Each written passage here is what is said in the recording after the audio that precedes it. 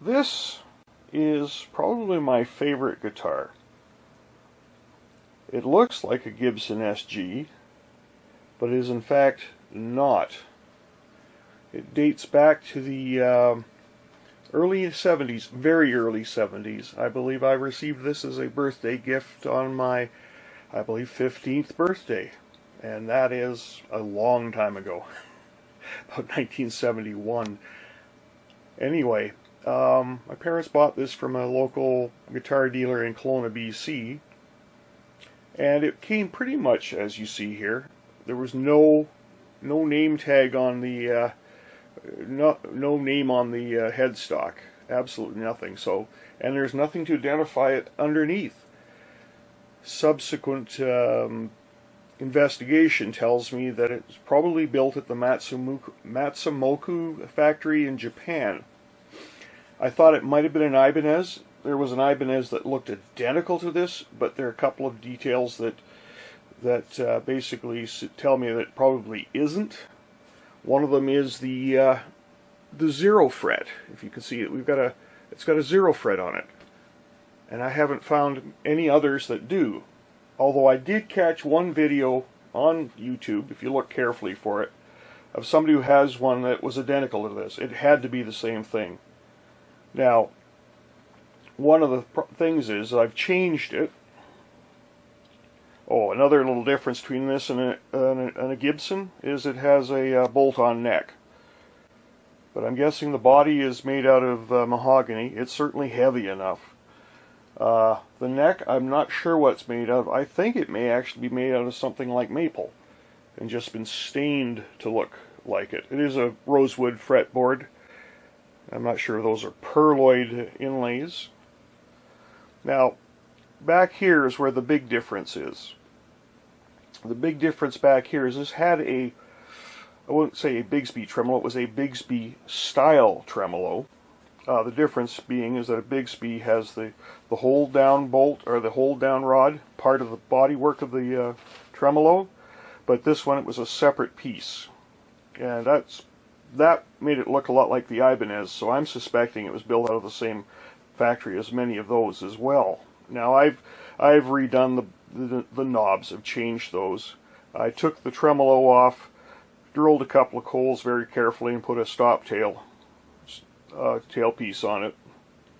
And I'm very pleased that I did it because it's much more stable for tuning. With the old tremolo, if you just even touched it, it would go out of tune. Now, after I made that modification, I realized what I could have done is use a roller bridge. Oh well, what's done is done. Now that bridge is the third bridge that's been on this. The original bridge was a little narrower, a little less intonation, and it had plastic saddles. I think I broke one of those, so I had to get another one. It was basically the same thing, but with I'm hoping they were metal saddles. But after I made this change with the tremolo, I found the intonation was just a little hard to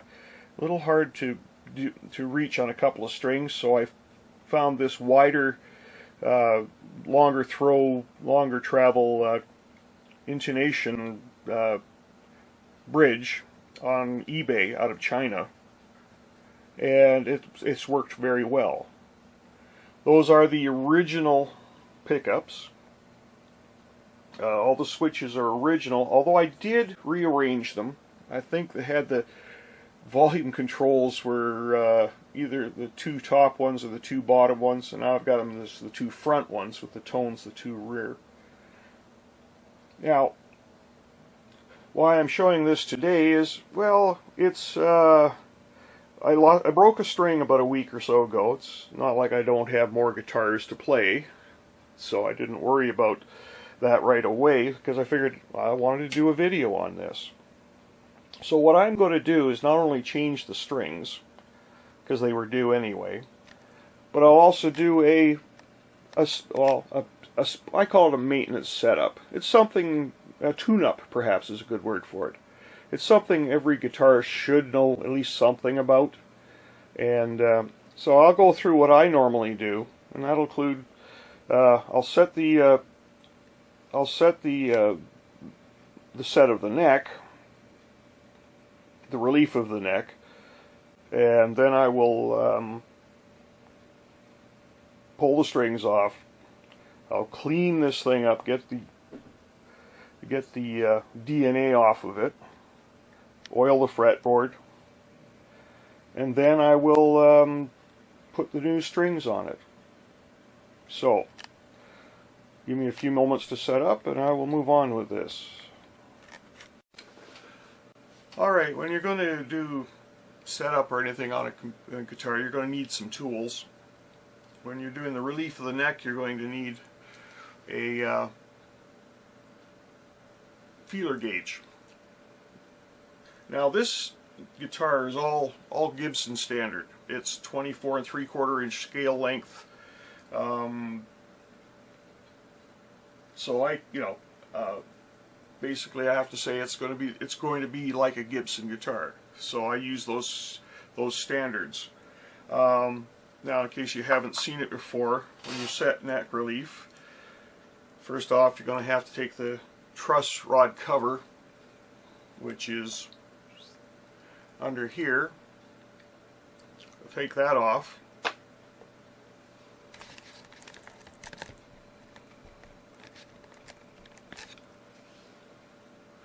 Alright, that's a good picture.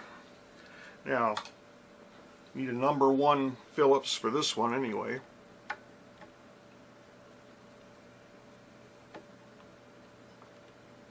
Don't lose those screws.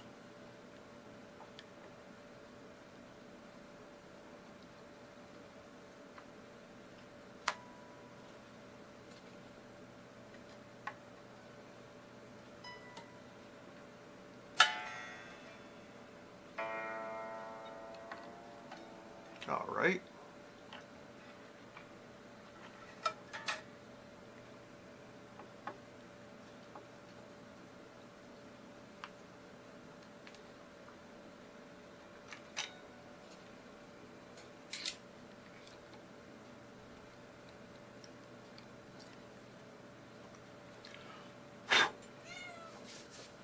Hello, Gracie. That's my cat, one of my cats. We have several. Now, from past experience, I know this thing takes a 5:30 seconds, which is, no it doesn't. It takes something else. Okay, let's see what I need.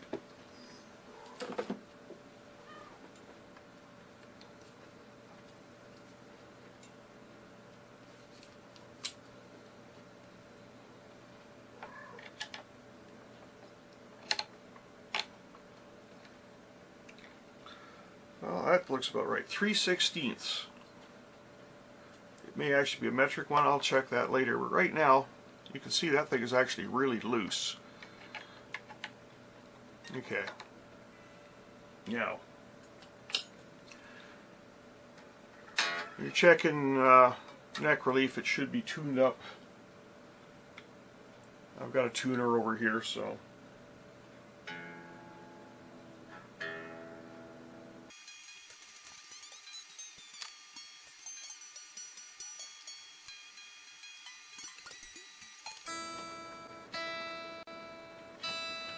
Alright, since the strings are coming off, anywhere in the ballpark should be just fine. If you're wondering if I'm going to get an accurate reading with -1 string, well, I'll check it again afterwards anyway, but this should have me in the ballpark again. So, first things first is I check it. Get my capo at the first fret. I like to keep right on top of it, not that I think it makes a whole lot of difference. Get my feeler gauge, set it to 12 thousandths. This I picked up at my local Princess Auto, Canadian Tire, anything, you'll probably find them just about anywhere. Best to do it.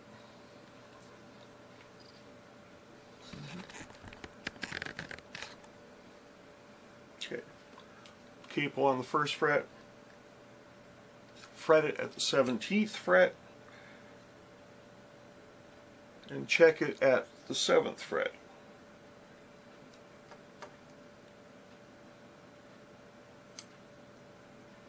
Well,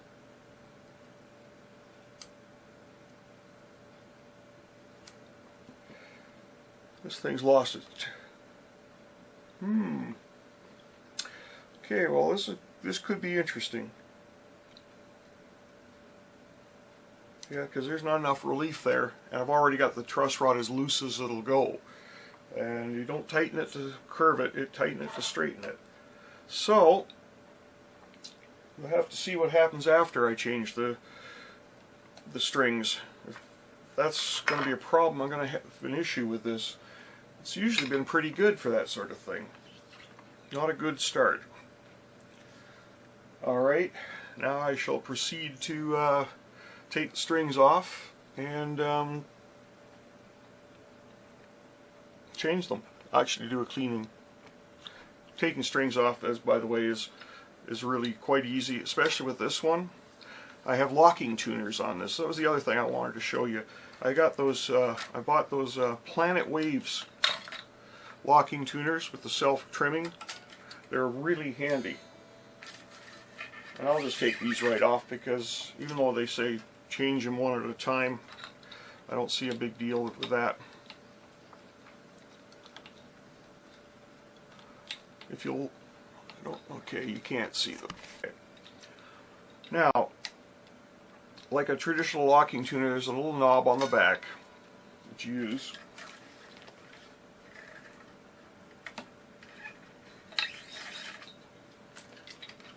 Now, one of the things you'll notice on the, yeah, that's one we can see. There's a little metal bump, a little knob or whatever. This marker marks which side you put the string in, and you should put it towards the body of the guitar, because the other side of this hole is actually lower than this one, and when you go to first tune it up, it will clip off the excess string. It's something it does automatically.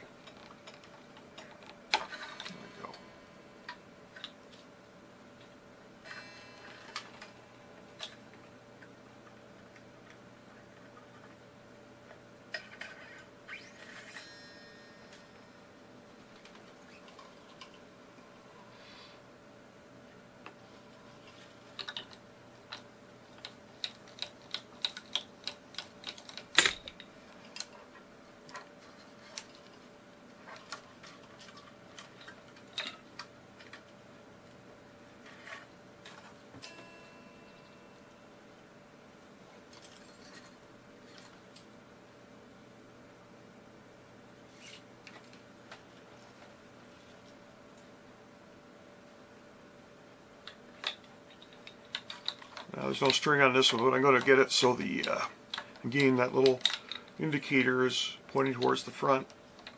Oops.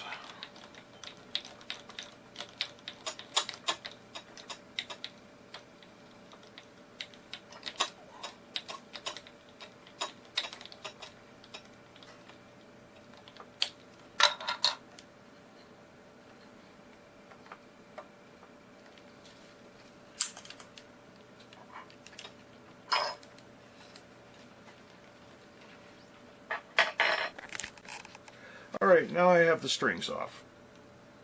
What I'm going to grab now is a cleaning rag. I bought this at, I think, Lowe's or Home Depot. Bag of rags. They're really handy. Relatively cheap. They wash. You can use them a couple of times. So now I'm going to clean the fingerboard. It's a combination of skin and hand moisturizer, which you kind of need around here in the winter. Just a little bit of Simply Green works really well. Dave's World of Fun Stuff is where I learned this one.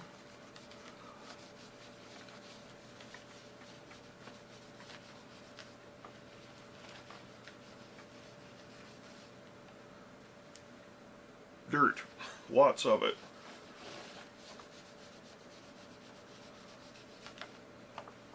Use this opportunity to wipe the rest of the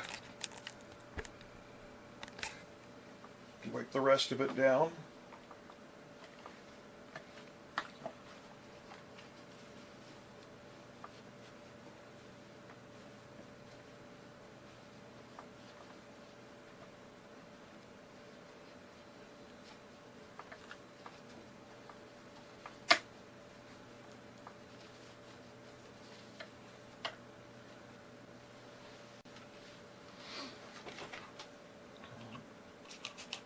Just a little bit, just enough to break up whatever's on here, because it's covered and stuff. This has got a, I don't know what they call the finish on it. It's like a polyurethane or a, it's certainly not, it's certainly not nitrocellulose lacquer, which means it's been fairly durable, but I get lots of little damages and dings. It's anytime you hit it now, it'll start flaking off. So one of these years, if I can figure out how to do it, I will refinish it.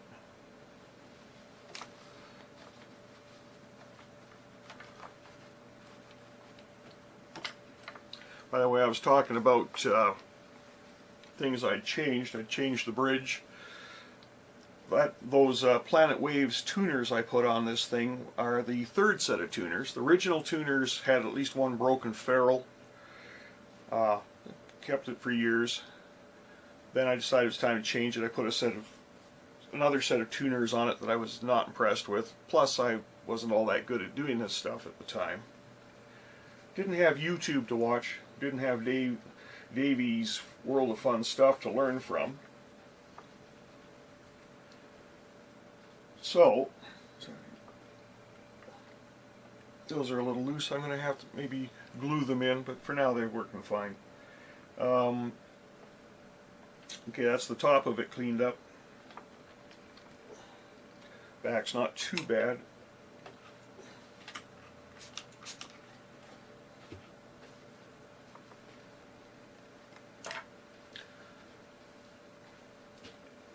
I have a bad habit of playing this guitar by the by my computer.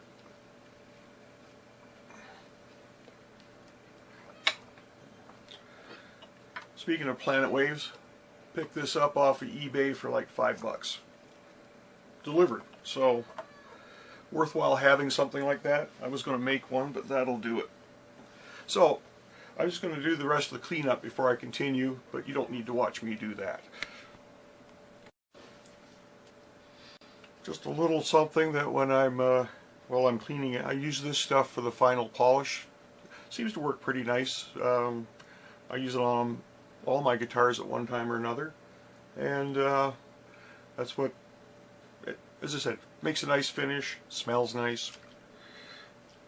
The other thing I'm going to do now is I'm going to do the fretboard.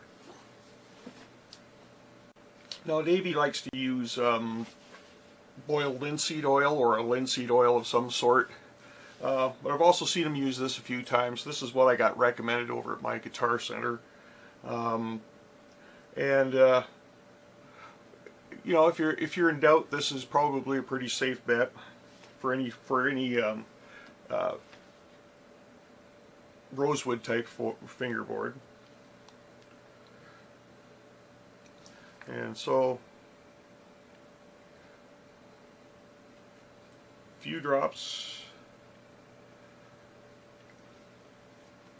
I tend to be a little more generous than Dave.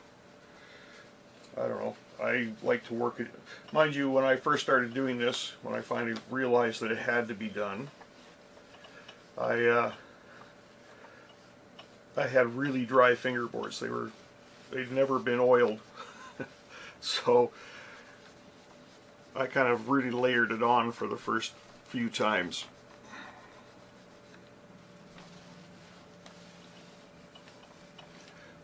Makes it look really nice. Also makes it easier to play.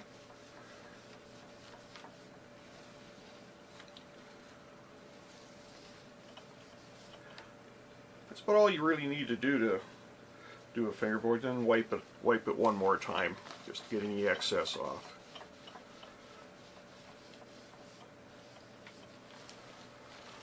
And usually that's all it really is to it. You know, let it sit for a few minutes. I'm going to go make myself coffee, and I'll be back to put the strings on. Alright, I'm back. And these are the strings I'm going to use. I've been playing with them for about 6 months now. 10 gauge, the balanced tension ones. Apparently they're all roughly the same tension once they're on here.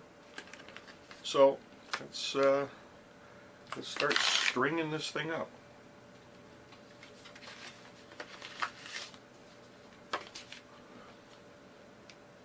Keep that around.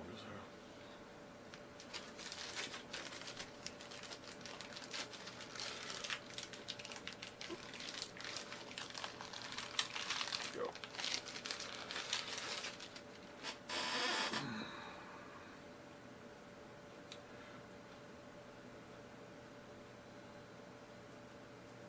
Always start with the heavier ones first.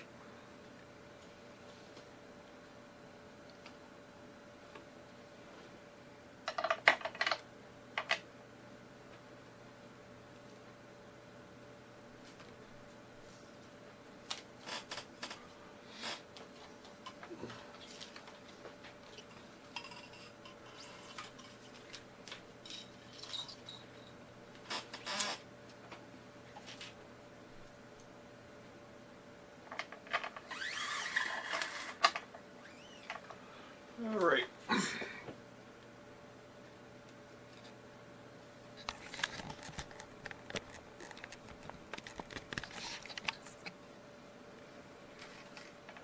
Okay. Through that.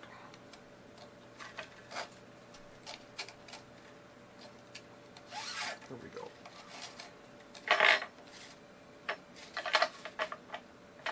I'm going to have to get myself one of those little pink erasers like Dave uses.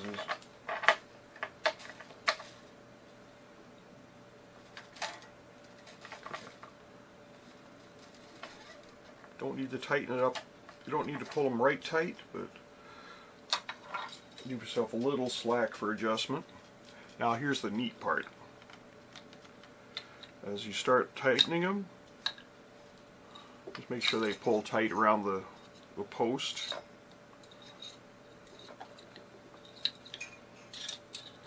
Okay, now as it gets to a little point here, if you watch, it'll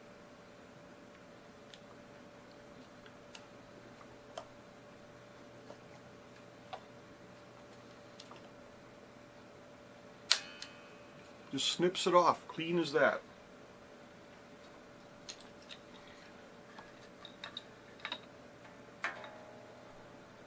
Whoops. Help if I locked it in there. It'll stay put. Okay.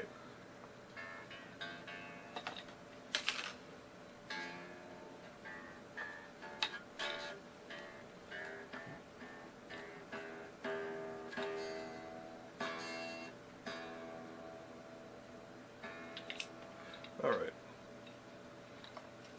Now I'm not particularly worried about the action on this. It's been set and reset multiple times, so I'm just going to string it straight from one to the next.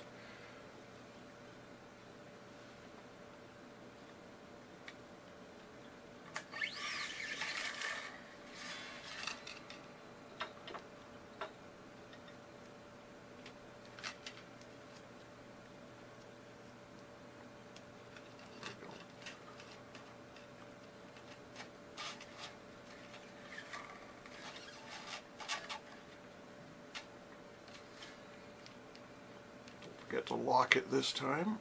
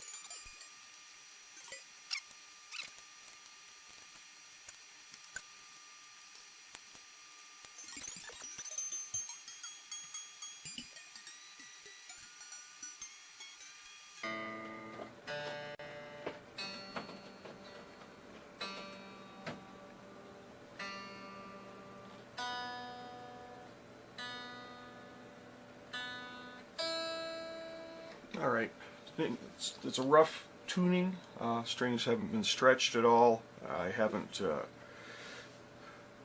set anything else up right now, so now is when I'll probably be a good time for me to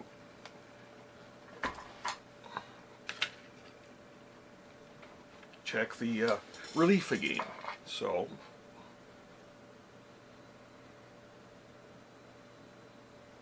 okay, let's see what I can see there.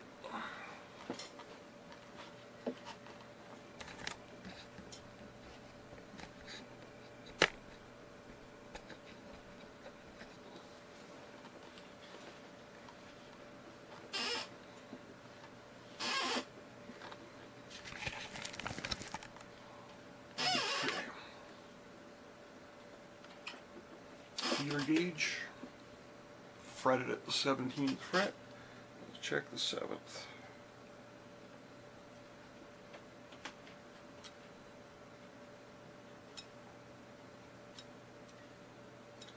A little low on relief on this. Not sure why.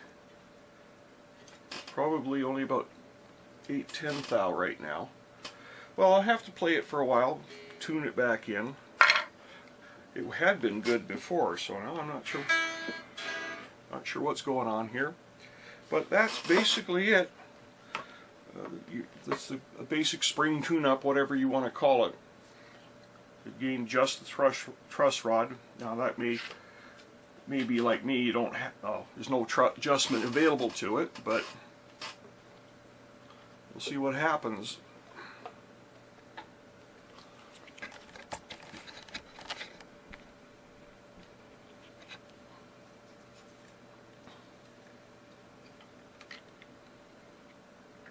I mean, if absolutely necessary. Back that off for a minute.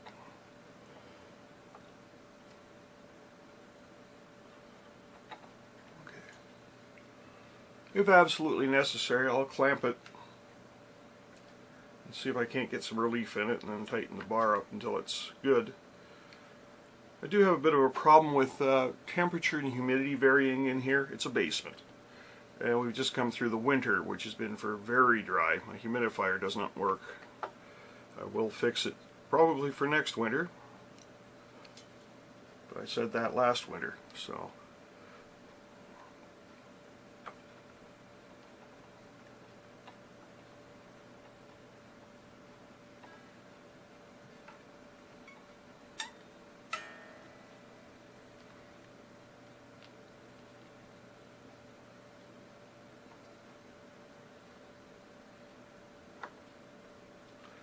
Alright, so I'll stretch in the strings, I will tune up the guitar, and hopefully by the time I'm finished with all that, it should have built a little more relief into the neck. But even given that, it's still a very nice playing guitar. If you don't mind your action fairly low, which I don't mind, I don't have the strongest of hands. I work at a factory, what can I say? It's not conducive to comfortable hands. Okay then, well that's my video for the day. I have another project with one of my other guitars, one of my two what I call Ibanez's. There are a couple of Ibanez guitars I picked up cheap on eBay, and actually decent little guitars. I mean, you get what you pay for, but even when you pay for cheap, it's not bad. And if you know how to do all the setup and stuff, you can get by with a fairly inexpensive guitar and make it work well.